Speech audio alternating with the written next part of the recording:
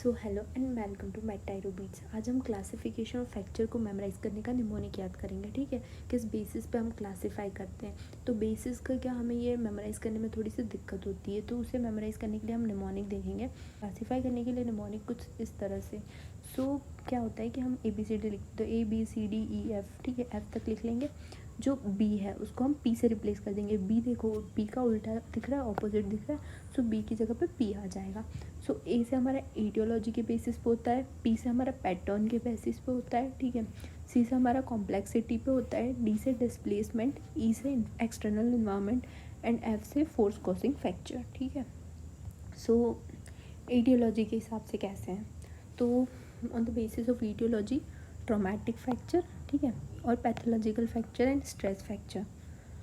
Traumatic fracture क्या होता है, जब कोई ट्रॉमा होगा उसका जो फोर्स होगा उसके कारण ब्रेक होगा, जो एक्सेसिव फोर्स होता है ना उसके कारण जो ब्रेक होगा उसे बोलते हैं ट्रॉमेटिक फ्रैक्चर। ये होता है रोड ट्रैफिक एक्सीडेंट्स में। पैथोलॉजिकल फ्रैक्चर जो डिसीजेस के कारण होता है, लाइक एस्टेसिस या कोई सी भी ऑस्टियोपोरोसिस लाइक डिसीज़ में होता है।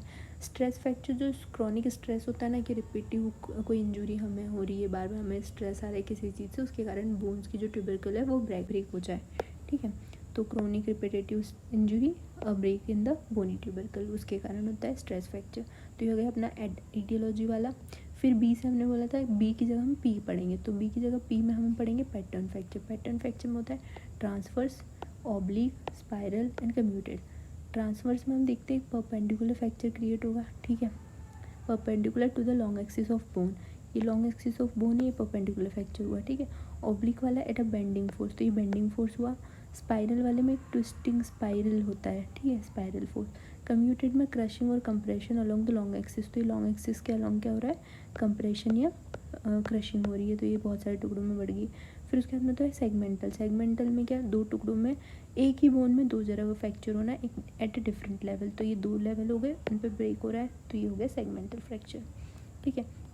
सी से हमने बोला कॉम्प्लेक्सिटी, तो कॉम्प्लेक्सिटी में सिंपल होता है एक बोन दो टुकड़ों में बढ़ जाए। कॉम्प्लेक्स होता है जिसमें एक बोन बहुत ज़्यादा टुकड़ों में बढ़ जाए। बी। फिर डी से हमने देखा था डिस्प्लेसमेंट। डिस्प्लेसमेंट में आ गया अनडिस्प्लेस्ड एंड डिस्प्लेस। तो अगर किसी चीज़ का डिस्प्लेसमेंट हो रहा है, मतलब फ्रैक्चर होने के बाद में एक सिग्निफिकेंट डिस्प्लेसमेंट हमें दिख रहा है, तो उसे बोलेंगे डिस्प्लेस फ्रैक्चर। अगर नहीं दिख रहा है तो वो अनडिस्प्लेस।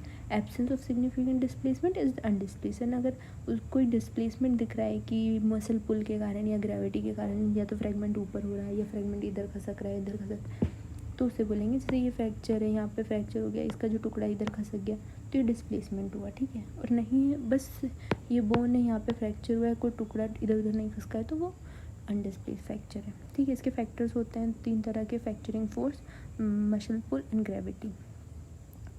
फिर हमने देखा BCD। अब ई में हम हो गए एक्सटर्नल इन्वायरमेंट। तो क्लोज फ्रैक्चर होता है ना, ओपन फ्रैक्चर होता है। अगर जो इनकी fracture not communicating with external environment, जो अंदर की चीज़ें, जो फ्रैक्चर है वो बाहर कम्युनिकेट नहीं कर पा रहा है, तो वो हो गया अपना क्लोज फ्रैक्चर। स्किन इंटैक्ट है, अंदर फ्रैक्चर हुआ है, बाहर की जो स्किन है वो तो इंटैक्ट है, तो वो क्लोज हो गया।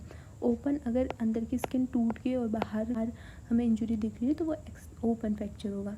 मे बी दिख रही है। The sharp fracture and pierces the skin from within, तो ये बोन अंदर से पियर्स कर रही है, तो उसे बोलेंगे इंटरनल ओपन। और अगर बाहर से कोई ऑब्जेक्ट है, जैसे लगी थोड़े से हैमर से लगी है, तो हैमर ने वहाँ पे कट क्रिएट कर दिया और अंदर बोन को भी फ्रैक्चर कर दिया, तो वो हैमर के कारण हो रहा है बाहर के, तो वो एक्सटर्नल होगा। लेकिन अगर अंदर से बोन ऐसे टूट के और बाहर की चमड़ी को काट रही है, तो वो होता है इंटरनल फ्रैक्चर, ठीक है।